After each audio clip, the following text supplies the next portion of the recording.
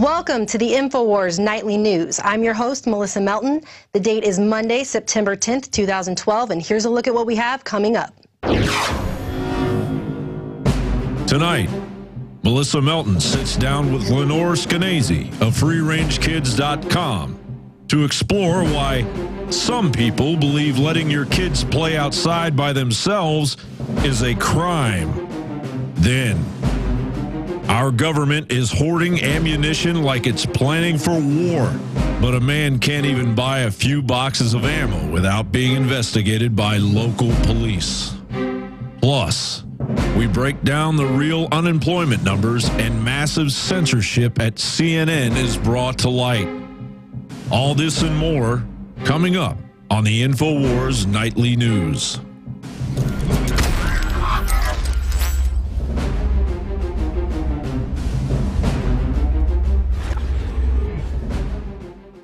Our first story tonight, a man is being investigated by police for buying a couple of boxes of ammunition at his local gun shop.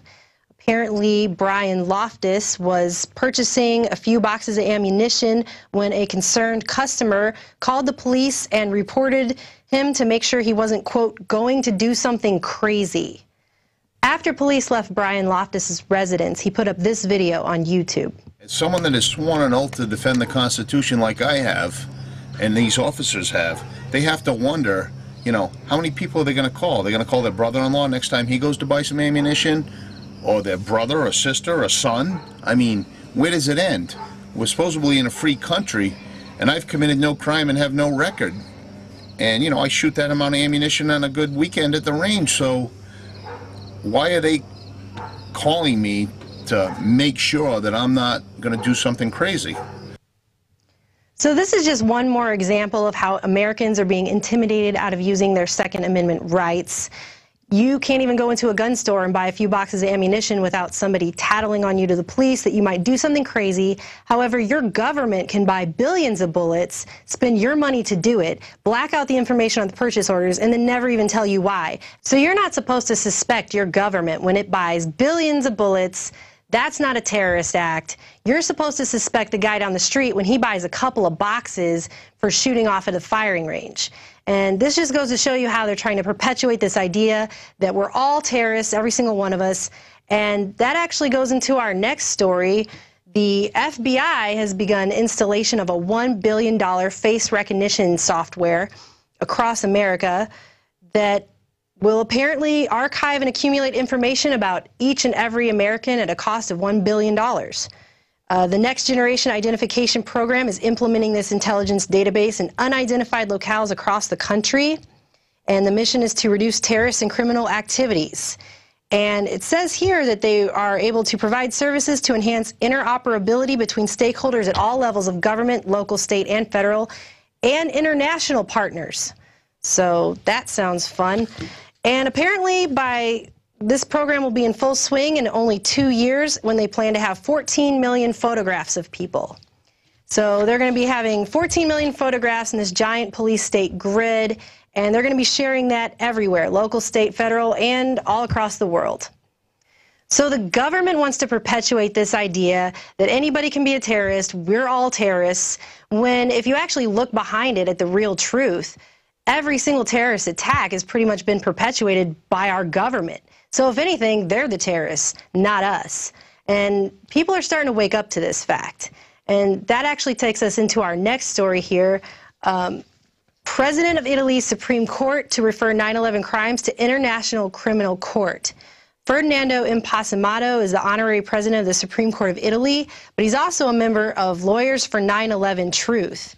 And he has now stated publicly that he believes that 9/11 is a false flag terror attack, and he's announced officially that he's going to recommend it to the International Criminal Court to hold a criminal trial on 9/11. And he states in here that former head of Italian counterintelligence, former Italian prime ministers, and Italian judges have all admitted that terrorist attacks in Italy and other European countries in the 50s were carried out with NATO and the help of the Pentagon and CIA, and he believes that 9/11 was, again, one of those attacks. And so he's going to go ahead and turn that in. And I think that's a good on all of us. Everybody who said 9/11 was an inside job, all of us who have been pioneering for truth on this, who didn't take the official story at its word, who knew there was something more to it, who knew that Building 7 didn't just blow itself up. This is a victory right here. He's going to take this to International Criminal Court, and I hope we get at least some semblance of justice. Judge Imposamato is just the latest in a string of high-profile people in high government positions to come forward and openly admit on record that they believe that 9/11 was an inside job. And you know, with the anniversary of 9/11 coming up tomorrow, the mainstream media is just going to continue to sell you this idea, as they have for the last 10 years, that there's terrorists hiding under every rock, that we all need to live in fear constantly every day, that the TSA needs to grope our children at the airport, and that we can't leave our house without being afraid that another terrorist might attack us, even though we know on record that our government funds al-Qaeda. And basically the bottom line is this was a false flag attack. It was orchestrated by our government, the whole entire war on terror, just to strip us of our rights and freedoms so they can preemptively attack other countries for empire building. So now we're going to move on to a special report from Aaron Dykes, who traveled to Germany, the birthplace of the Illuminati. And the amount of symbolism embedded in that society will astound you. We go now to that report.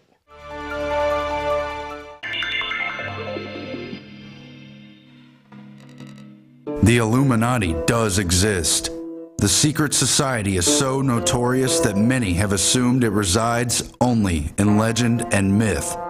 But it was in fact founded on May 1st, 1776 in the heart of Bavaria, Germany. Aaron Dykes here for INFOWARS.com in Bavaria, Germany, where in Ingolstadt in 1776, Professor Adam Weishaupt founded the Illuminati right here at this university. And we are, as a people, opposed to secret societies, the secret oaths, and the secret proceedings. For we are opposed around the world by a monolithic and ruthless conspiracy that relies primarily on infiltration instead of invasion, on subversion instead of election. We'd like to show the historic background of the original Illuminati. It was here in Ingolstadt 1776 when Adam Weishaupt founded the original Bavarian Illuminati, a secret order he founded here around the University of Ingolstadt. And in the beginning it was a pure opposition against the powerful Jesuits. They had a very strong, a very important role here at the Ingolstadt University. Of course, they were trying to keep the power for the church. They were trying to avoid the modern science. They didn't allow the modern science to be taught at the Ingolstadt University. The original documents of the Illuminati are preserved at the State Museum. Oh, look, Aaron. Toten Maske von Johann Adam Weishaupt. It's the death mask. Adam Weishaupt's role in forming the Illuminati inside the city of Ingolstadt in Bavaria, Germany, cannot be disputed. We're overlooking a model of the old city of Ingolstadt. Professor Adam Weishaupt wanted to use his secret society to overthrow existing religions and all existing governments, especially monarchies. Instead, he wanted the learned men of universities, using the pagan values of the old system passed down from societies like Egypt and Babylon, to rule the world instead of the oppressive religious regimes and the oppressive monarchies that were in existence in Europe at the time. It was not through armies and force and numbers that Adam Weishaupt hoped to take over the existing governments and change them. Instead, he used his Illuminati secret society to infiltrate the existing structures of government and take them over from within. His attempt to create a new world order by deception and overthrow all existing governments and religions. Behind the scenes, powerful people like Mayor Amschel Rothschild were involved in founding the Bavarian Illuminati, while important titled and lettered men composed its membership. It claimed to work in secret only because it couldn't work out in the open. The Bavarian Illuminati used Freemasonry and other competing secret society lodges as an engine to conceal its inner membership and project its agenda into already powerful circles. Degrees of the Illuminati structure were adopted into many Masonic traditions, creating an effective venue for recruitment and control. Weishaupt himself took over key lodges in neighboring Munich and other parts of Bavaria. making the Lodge St. Theodore the de facto headquarters of the Illuminati. From that point, membership swelled and the group's allies spread across Europe.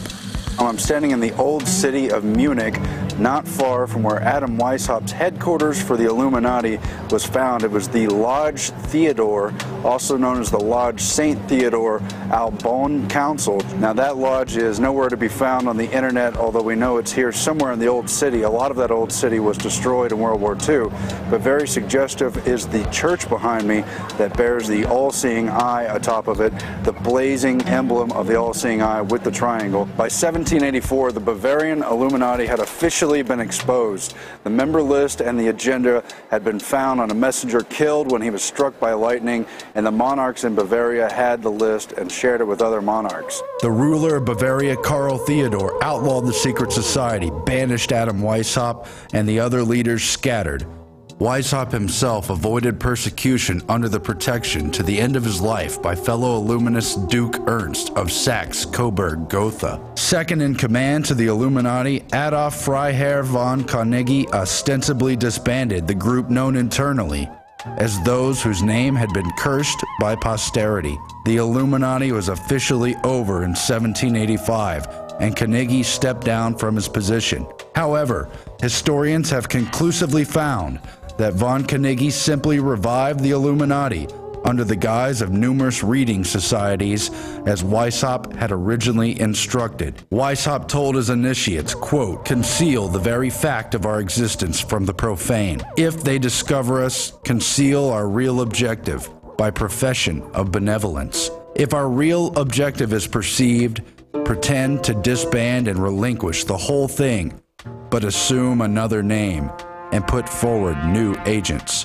This plan was carried out with precision. Top brass of the Illuminati, von Carnegie and Johann Joachim Christoph Bode, re-established the revolutionary organization under the guise of publishing houses that pushed for the printing of controversial Enlightenment literature, while operating behind the scenes via a clandestine inner circle that directed the agenda. These reading societies and publishing houses popped up across Europe and America. The German Union Publishing House operated on the Illuminati's home turf, while the Cercle Social, based in Paris, played a critical role in the French Revolution. Their work in France was to be the beginning of a global revolution to take over the entire world. The original Bavarian Illuminati went underground and faded from existence. But the true legacy of the Illuminati continues. It was the embodiment of a working model for secret government, cleverly concealed within existing institutions and perpetuated by the lure of its secret mysteries and ambitious aims. But those occultic religious trappings were just a mask for the real model of infiltration and domination. The real Illuminati continued in other secret groups working under other names. At their core, they were nothing more than private intelligence agencies who carried out their agenda through the positions of power held by their elite membership, bonded. Isn't it amazing how if you even mention the Illuminati, people call you a conspiracy theorist, and yet there it is, the all-seeing eye embedded everywhere in everything all the time. It's all around us. It's pretty interesting stuff. We now take you to David Ortiz, who's going to talk a little bit about the real unemployment numbers and how politicians even have started hoarding gold. Thank you, Melissa. Reporting for INFOWARS Nightly News, I'm David Ortiz. The unemployment numbers have dropped, but is the labor market really getting better? Recently, the U.S. Department of Labor announced that an estimated 96,000 jobs were created in the month of August, and that the unemployment rate dropped from 8.3% to 8.1%. While this news might come as good news for Obama supporters, it is important to note that the U.S. economy must create at least 130,000 jobs per month just to keep up with the number of new people who enter the job market each month. The unemployment numbers also dropped simply because an estimated 368,000 Americans quit looking for work. You see, the U.S. government does not consider you unemployed unless you receive unemployment benefits and tell them that you are continuously looking for work. Had these pool of people done that, this month's unemployment rate would have been 8.4%. According to numerous economists, if you were to also count the number of Americans that are out of work along with those that are working part-time, the number of unemployed Americans would be at least 15%. So obviously the economy is in grave condition, as Bernanke has said, and Obama supporters trying to encourage people that things are okay and that it's all in your imagination is just a flat-out lie. These poor labor stats also come on the heels of recent news that show job creation numbers for July and August had to be slashed by 20,000 for each of those months, at least 20,000 for each of those months. And while President Barack Obama is continuing to tout his economic record and tell the public that things are just dandy and fine, what are leaders in other countries doing? Well, simply investing in gold. Several media outlets report that Russian President Vladimir Putin is diversifying his country's assets out of dollars and euros and purchasing an estimated $500 million worth of gold each month. That's $500 million. Currently, 9% of Russia's reserves are held in gold, but that number is certain to increase. And Russia isn't the only country stockpiling gold. So is India and China, who recently purchased more gold than the entire holdings of the European Central Bank. Here in the United States, gold is selling at over $1,700 an ounce, which is an increase of over $100 an ounce over the past few weeks. So regardless of what these economic projections tell you, the U.S. economy is in free fall and things are sadly in bad shape. And follow what our leaders do. They're purchasing gold, despite the fact that they continue to tell you to invest in Wall Street, and if you don't, you're naive. So let's talk a little bit about freedom here from a man who created many jobs. He certainly was flawed, as we all are, but he did create jobs. Ronald Reagan said, "Freedom is never more than one generation away from extinction. We didn't pass it to our children in the bloodstream. It must be fought for, protected, and handed on for them to do the same." So we must continue fighting for freedom, and that also includes economic freedom. And now for more news, here is Jakari Jackson, who's going to talk to you a little bit about the corporate whore media. Thanks, David. Corporate whore media indeed. Prostitutes abound on the major networks, but not this young lady. This is Jakari Jackson reporting for the INFOWARS Nightly News. Headline: former reporter Amber Lyon exposes massive censorship at CNN. I'll give you a chance to let the shock sink in here. Now, let's give you a little background on this Amber Lyon story. She's a reporter for CNN, obviously. She goes over to Bahrain to report on the protesters being abused and sometimes killed over there. So she gets to Bahrain, she finds out all of her sources have either disappeared or gone missing, gone into hiding. So she gets there, she works the best she can, but she can't really get the story together. She does manage to contact a few protesters, but she's eventually, you know, I guess you would say black-bagged and disappeared by the military. But they say it's all well and good because they'll take her around and they take her to some real trendy places like malls and such to get footage. But she still managed to get, you know, a decent report.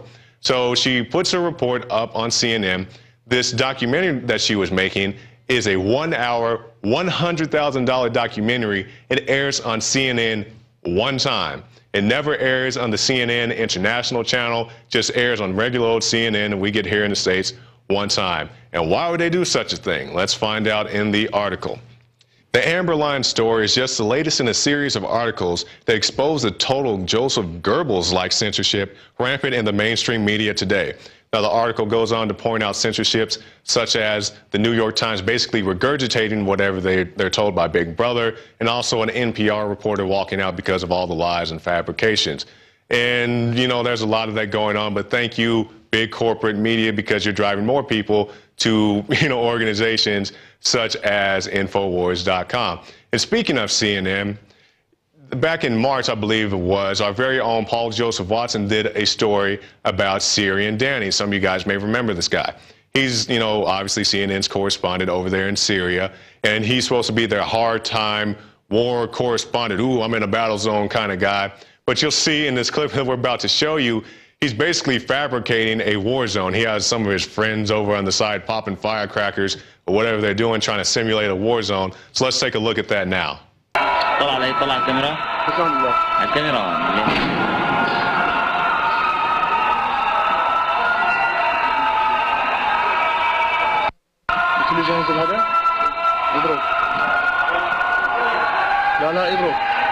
Okay, so we see there freedom in the press.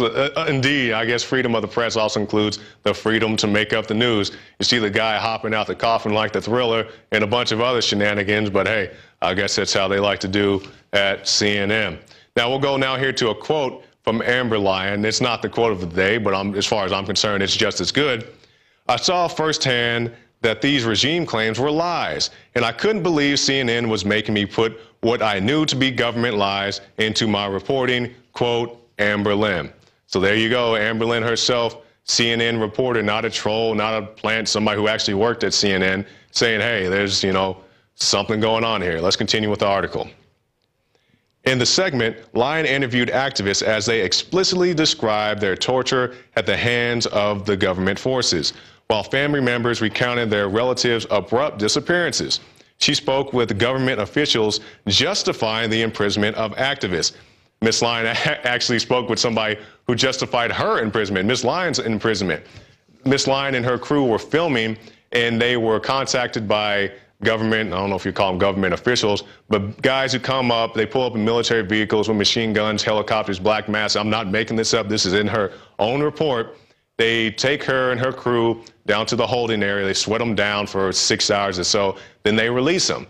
But they erase all the footage that they had on them at the time. But the government says, hey, it's no big deal. You don't need that real footage. We'll take you out tomorrow and we'll take you to the mall and wherever else so you can shoot, picnics and all this stuff and not show anything that's real. So, hey, that's Big Brother at its finest, and they'll take care of you over there in Bahrain. Let's continue with the article. And the segment featured harrowing video footage of regime forces shooting unarmed demonstrators, along with the mass arrests of peaceful protesters. In sum, the early 2011 CNN segment on Bahrain presented one of the starkest reports to date of the brutal repression embraced by the U.S.-backed regime.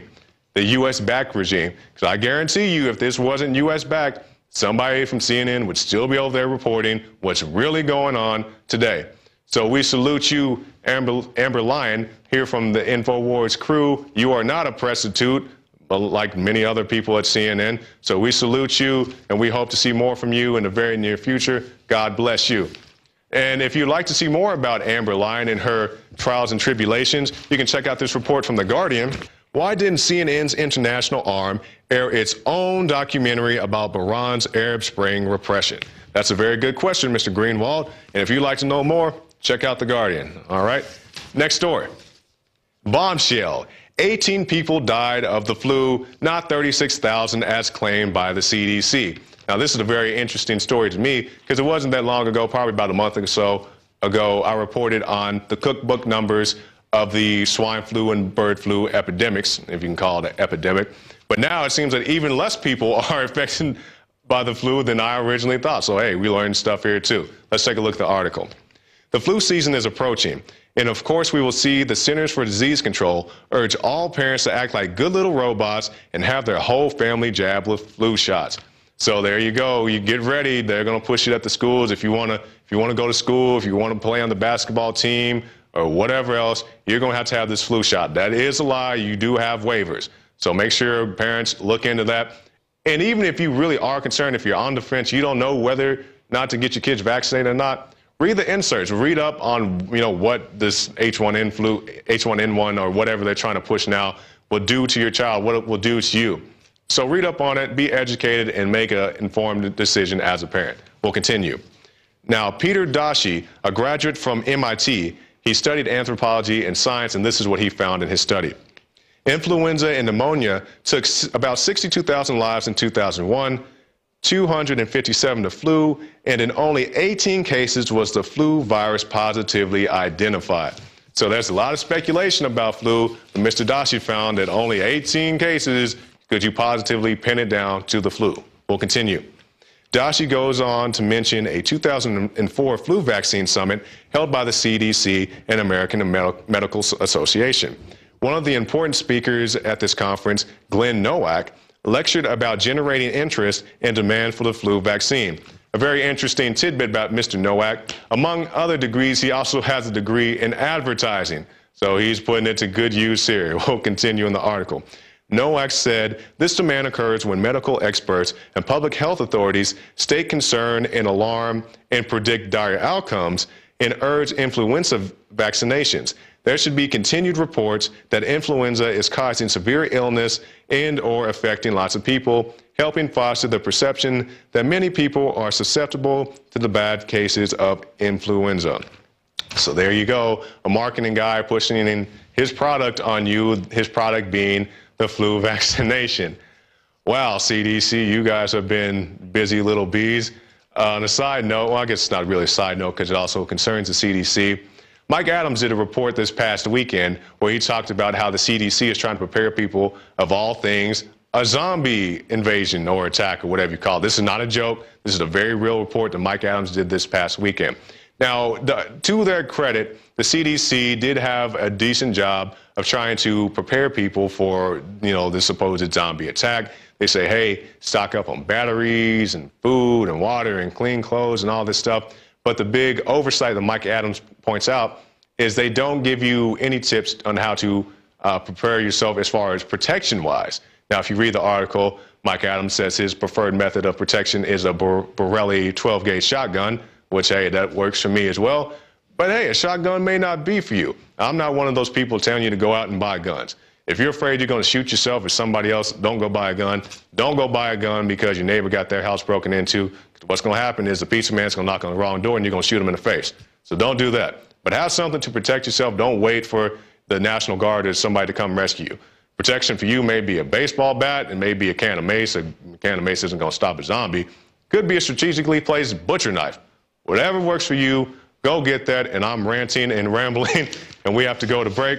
So we'll go to break, and we'll come back with Melissa Melton and her interview with Lorraine Skenazy, editor of FreakRangeKids.com. And stop by PrisonPlanet.tv, get yourself a membership, or stop by the InfoWarsShop.com.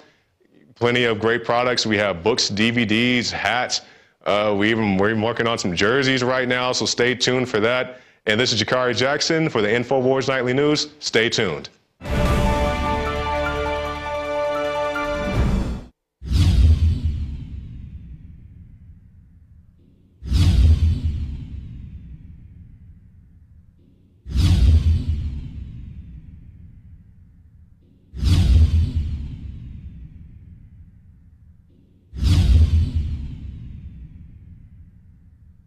Alex Jones here with a message to fellow freedom lovers. The prognosis for the entire planetary economic system runs from bad to worse. The globalist model is to shut down societies and starve patriots out until they acquiesce to the global takeover. That's why we've assembled the most vital and important preparedness items at InfoWarsShop.com. These are items that I did research on, that I personally use. We've got the Life Straw, so you can turn fetid water into safe water anywhere you go. The K-Tor hand crank generator to charge up key equipment during power outages or out in the field. Strategic Relocation, 3rd edition by Joel Skousen. When Disaster Strikes by Matthew Stein. ThyroSafe, used by Homeland Security to protect yourself during any radiological event. Hand crank shortwave AM/FM radios. Everything that we've researched and found to be the best is available at InfoWarsShop.com, and your purchase makes our InfoWar possible. We're getting prepared. Are you? InfoWarsShop.com.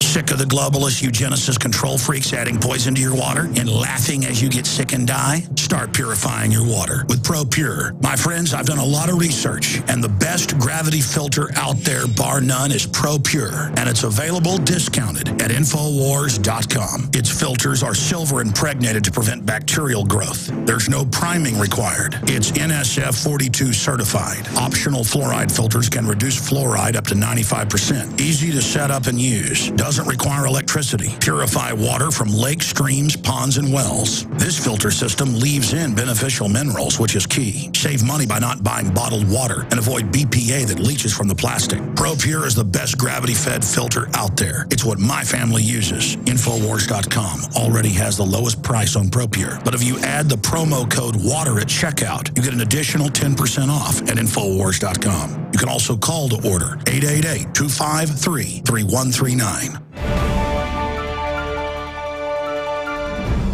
Welcome back to InfoWars Nightly News. I'm Melissa Melton. And, you know, we're creating a society of perpetual fear. And it extends to all levels, right down to our children. When we can't even allow them to play outside in our own front yard by themselves without having to worry that our neighbors might call CPS on us for neglect because we aren't there supervising their every move. And with more on this, we're going to turn to Lenore Skenazy, founder of FreeRangeKids.com, who actually dared to allow her own son to ride the subway all by himself. So, for starters, Lenore, why don't you tell us what prompted you to start FreeRangeKids.com? I began it when I had let my 9-year-old ride the subway by himself. And I'm a newspaper reporter, so I wrote a little column about it, explaining that I thought he was ready for it. I trusted him in the big world. I didn't think that he was going to be kidnapped. I didn't give him a cell phone. And once that article ran, I was immediately in the public eye being castigated as America's worst mom because I hadn't worried enough. And wouldn't I have felt terrible if something bad happened to him? Yes. So I started my blog that weekend after the whole story blew up to explain I love safety. I believe in helmets and car seats and mouth guards when they're playing football. I just don't believe they need a security detail every time they leave the home. And that's been a radical assumption for the last 4 years that has just brought me to you. The idea that I really think that you can trust the world and you can trust your kids in it. Well, yeah, exactly. I mean, with stranger danger, the statistics show that it was terribly harmful, actually, because most child abductions actually occur from someone the child knows, not from a stranger. It's very rare, actually.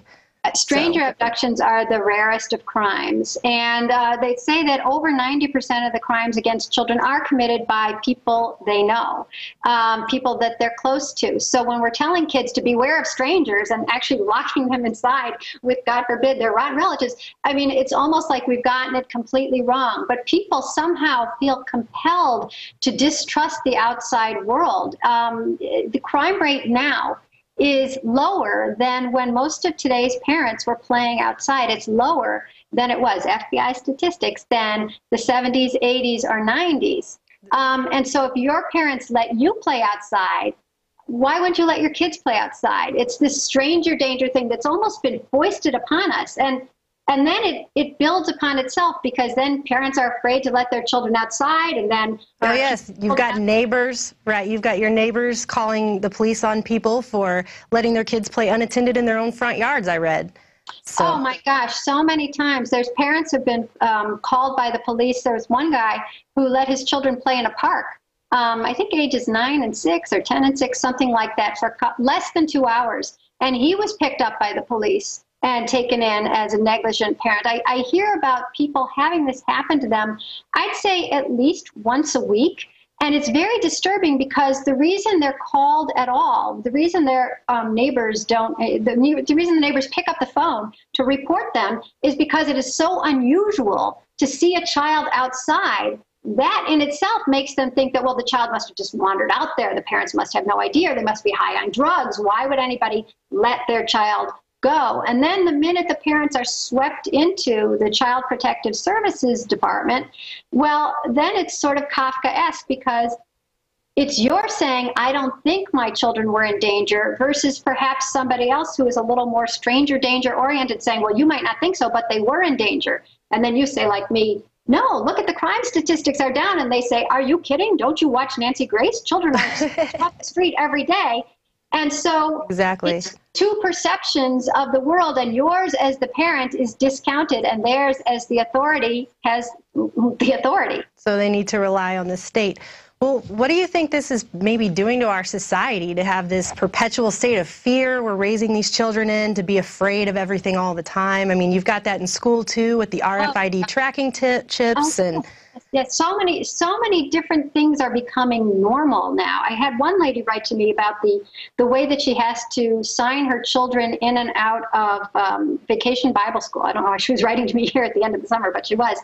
And she was saying that she has to go in now and she has to have the child with her, and she has to sign a form to get into the school, and they have to check the form against her license to make sure she's not forging her own signature.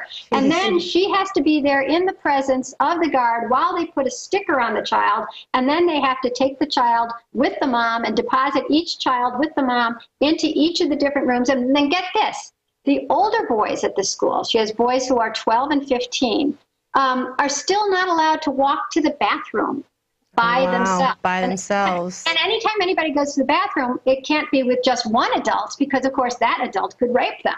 So it has to be two adults, so they're each keeping track of the other one, not molesting or grooming the child as they go to the bathroom. But because her children are older, 12 and 15, when those boys get to the bathroom, if there's a younger kid in the bathroom, they're not allowed in. They're not allowed to go in it. Not allowed in. So can you imagine what this is doing to a boy's head? On the one hand, he's a baby who needs two adults walking him down the hall to the bathroom. I mean, I would be afraid. I would feel embarrassed. They know, I got to go again. Is it number one or number two? Nobody wants to be around people as they're going to the bathroom. But then the minute they get to the bathroom, they're suspected of being child molesters. I mean, I think that would do a number on my head. For sure. And I mean, and you even have in schools, it's almost contrary, because it's like they're going to create this fearful environment all the time. But then on the other hand, you've also got schools, whole districts where they've outlawed use of red pen on a piece of paper, because if we mark a kid with a red pen, it can damage them for life. I mean, it's ironic. It makes no sense. Oh, it's so true, because the idea behind all of these, actually, if you look, like, what's the bedrock? The bedrock is a disbelief in people, in society, and in our own kids. I mean, if you think that you have to walk your kid everywhere, walk them to school, you can't show them red ink, because that will force them to crumble. And if they walk to school, they would either get lost or they would get kidnapped. And once they're at school, you can't give them a 0, because that would cause their self-esteem to crumble. I mean, it's so interesting that all the things that every generation until now has been allowed and even expected to do, lose at a sport and not get a trophy, you know, exactly, get lost and find your way back home, do your own homework, make your own lunch, use a knife. There's a Cub Scout troop where the leader, the troop leader, showed the kids how to whittle. You know, this is a knife, this is a stick, this is how you whittle. And then he handed each child a potato peeler. Nice. Which you'd think would be so much harder. It would end up with a lot of scrapes. But the point is, we're not trusting our kids with any of the anything. Literally or figuratively, of growing up. We're treating them like perpetual babies, always in danger. And then if you're a person who says, you know, I don't think my kid is in constant danger, I'm going to let him play. I'm going to let him play soccer in the street and get out of the street when a car comes. Well, you're the negligent parent. And then they wind up in a system that's even more dangerous for them, CPS. Right. And also, I mean, does CPS love my children more than me? I don't think so. I think parents are really good at gauging, like, I think my kid is ready to walk to school. I think my kid is ready to stay at home and babysit. There was a lady in, Montana, who had a 12-year-old child and 2 younger kids. And the 12-year-old wanted to go to the mall with her other 12-year-old friend. And the mom said, okay, but you have to take the little kids with you, because I'm not just sitting home with them today, or she had work to do or whatever. So the older kids who had taken babysitting classes and wanted to go to the mall took the children, who I think were 8, 7, and 3. 3-year-old was in a stroller. Well, while the 12-year-olds were taking a couple minutes to try on a couple of shirts at one of the department stores while the other 3 were waiting, some people behind the makeup counter thought, oh my God, those children are abandoned. And they called security, and security came, and by then the 12-year-olds were out, and they said, you've been negligent, and they called the children in, they called the mother, and they arrested the mom for sending the 12-year-olds to the mall, because the mom believed that the 12-year-olds would be supervisory enough and that the children would be safe enough, which was true. And I don't think that just because you've gone into a dressing room for a couple of minutes in a public place that somebody's going to come in and steal 3 children out from the makeup ladies, out from under the makeup lady's eyes. But that's the kind of mentality we have now. You go immediately, if you're in the, I feel like some people go immediately to the worst case scenario. It's what I call worst first thinking, coming up with the worst thing that could possibly happen first in your mind and proceeding as if it's likely to happen. So if it was likely that those 3 children were going to be kidnapped in broad daylight, 3 at a time, out from a public place, well, then I guess those girls were wrong to try on a shirt. But if you're like me and you say, what are the chances? Kidnapping of a stranger is very rare in a public place of 3 children with another 2 children nearby. Everybody can scream. Oh, yeah. There's clerks all around. It's not going to happen, but you're not allowed to think logically. You're supposed to be thinking of the worst thing first. And I think the reason we do get that to become our habit is because that's all you see on TV. You see Nancy Grace. You're inundated with it all the time. Exactly. I mean, I've been ostracized before in a restaurant for letting my daughter, when she was like 11, go to the bathroom by herself. And I could see the bathroom door from the table I was sitting at. And I had an elderly woman come up to me and say, aren't you worried that something bad is going to happen to her in the bathroom? And I'm thinking, I can see the door from here, you know.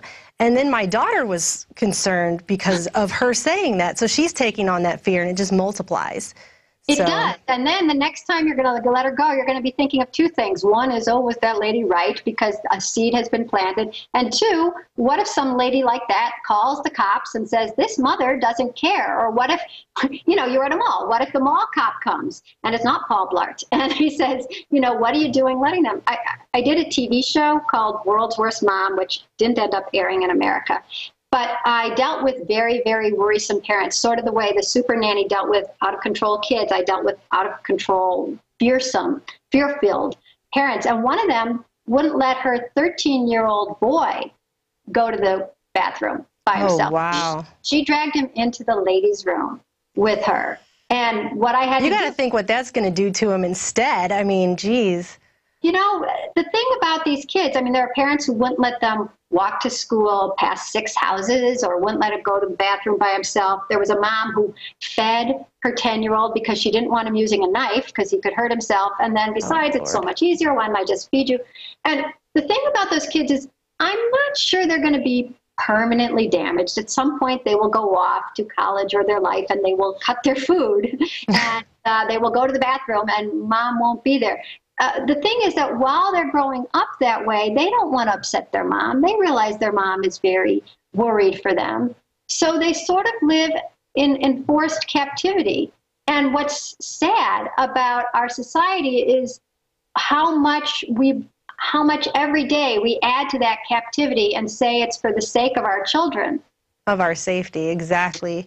Well, it's for the sake of our nerves, but I don't think it's for the sake of our children. Well, you had mentioned earlier you're involved in some controversy. Do you want to talk about that a little bit? Yeah. So tomorrow I think I'll be in the newspapers because I'm starting a class on Wednesday here in New York City. Wednesday, September 12th. Feel free to come if you're around. It's a new class. It's in Central Park. It's for children ages 8 to 18, and it's called I Won't Supervise Your Kids. And that's it. They gather together at one spot, and I say hi to them, and I have them introduce each other. And I collect checks from their parents for $350 because this is a very valuable class. And I want people to realize it because what the kids then get is nobody else watching them. No parents, no coach, no teacher. They have to figure out what to do. They have to figure out a game to play. They have to decide the rules. They have to make the teams fair. And it's all these things that I know my kids are not even particularly good at. It's the work of childhood that we've taken away from them, again, in our fear, like, oh, they can't handle being by themselves. They might get common sense, though. They might grow up a little. They might make the teams fair. They might get a little socialization. They might have to wait their turn instead of me, the mom, saying, oh, take another, because I don't care if I ever get to bat. So I just keep giving them the pitches. Well, not with kids. Kids say, go to the back of the line. That was 3 strikes. Go to the back of the line. And when the kids say that, this is a chance for the kid who just struck out to either have a tantrum and be a total baby and no longer play, or pull himself together and play by the rules. And that's how kids get socialized. That's how they get mature. That's how they self-regulate. They have to internalize it some way, and the best way is through play and play with other kids. And that's something we've actually taken out of their lives and replaced with, Kumon and classes and ballet and soccer and Mandarin. And my kids have done a lot of those too. And some of them I think have been very valuable, some absolutely not. But on a basic level. But on a basic level, they deserve some free time when they figure out who they are, what interests them, and how to be around other kids and how to organize their time, which is something we've taken away in our fear that if we leave them alone, they'll be kidnapped or bored or frustrated or, gosh, nobody's going to give them a trophy. Is there anything else you'd like to share with us today, Lenore?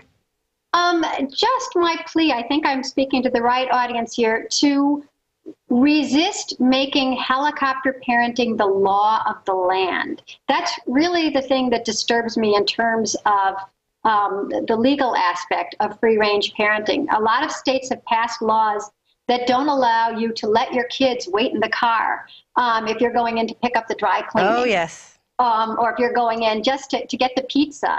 And if that's all based on the wrong assumption that that's how children die. Actually, the sad fact of the matter is some children do die every year in cars because their parents forget them. And it's generally because they park the car and they've gone to work and they forgot that the baby who is silent and asleep in the backwards facing car seat is there. But if you're going in just to get the dry cleaning, you're not going to spend the whole day. Oh, yeah, and those are lumped in all together, so.